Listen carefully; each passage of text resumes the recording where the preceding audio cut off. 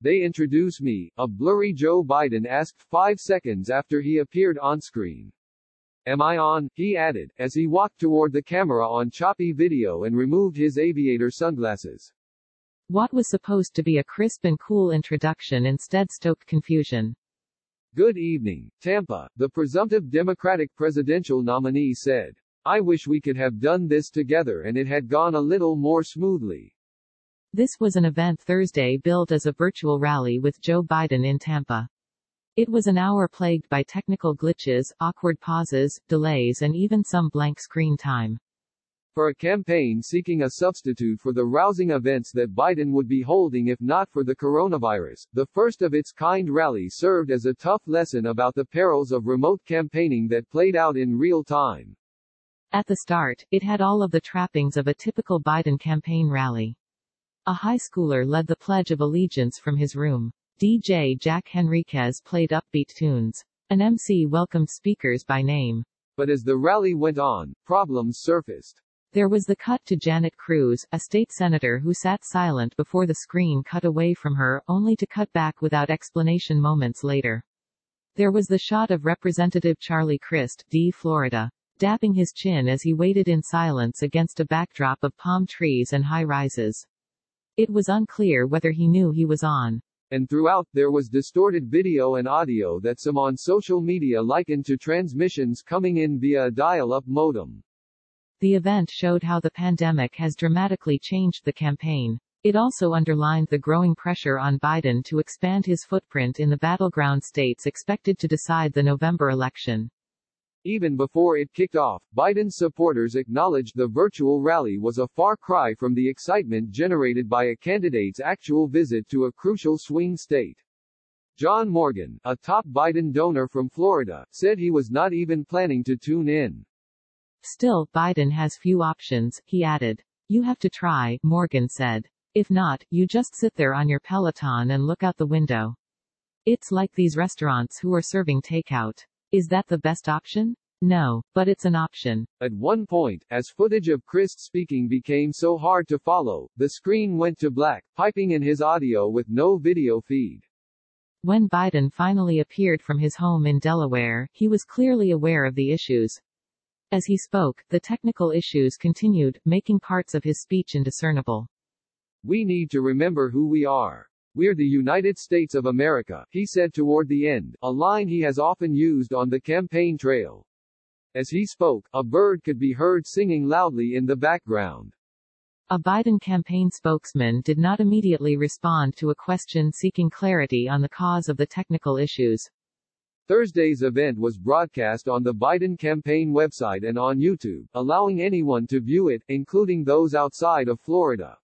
Biden Digital Director Rob Flaherty said before it started that the campaign collected sign-in information from supporters as it would at a traditional rally.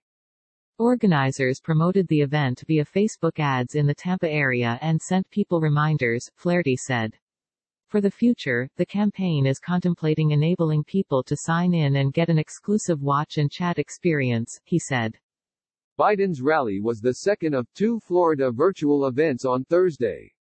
At a roundtable with African American leaders from Jacksonville, Biden made his most forceful comments yet on the killing of Ahmaud Arbery, a young black man from Georgia killed while jogging by 2 armed men who told police he looked like a burglary suspect. Biden decried the shooting as part of a rising pandemic of hate that he said requires a new focus on mending racial inequities.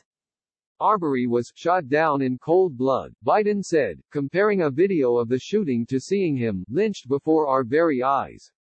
He said Arbery's family deserves a swift, full and transparent investigation. Florida is seen by strategists in both parties as an important battleground in November.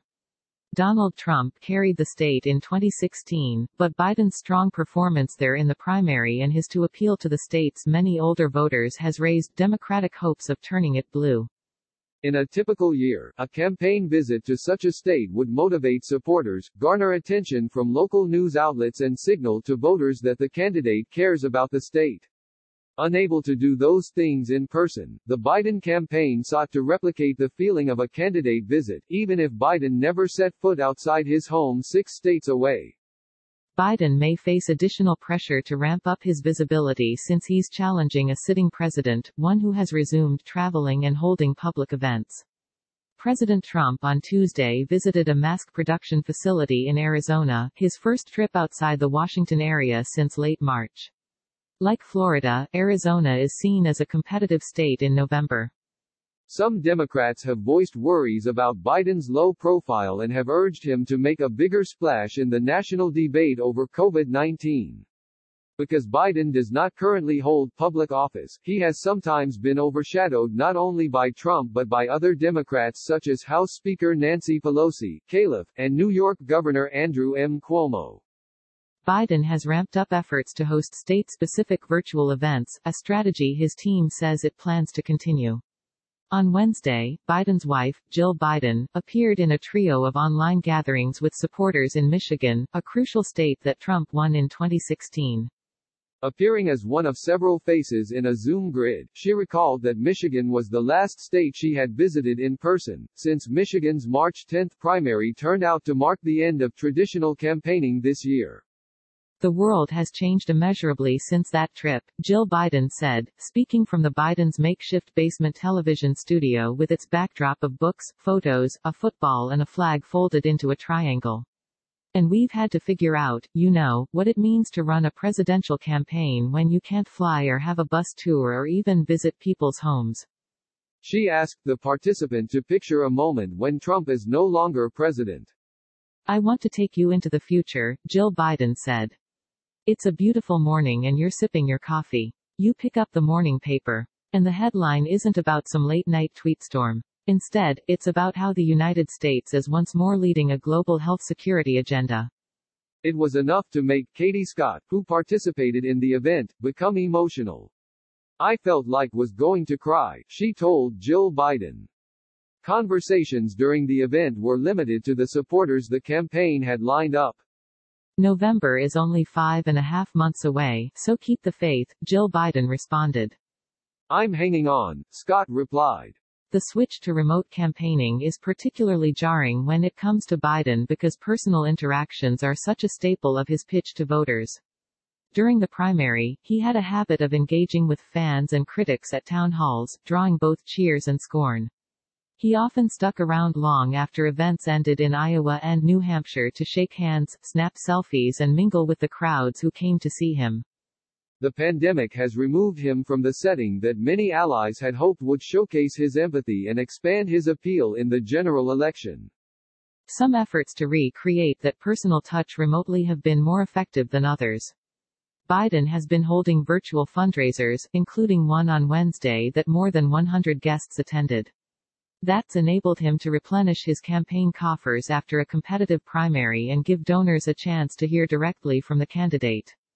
Less successful has been an attempt to set up what the campaign called a virtual rope line, a reference to the one-on-one conversations Biden had with voters after his campaign appearances. He would often grasp a voter's hand or shoulder and listen as the voter shared a personal story. But the campaign is unlikely to continue virtual rope lines, Flaherty said, concluding that it is an unwieldy format in part because of Biden's proclivity for chatting at length with supporters. Felicia Sonmez contributed to this report.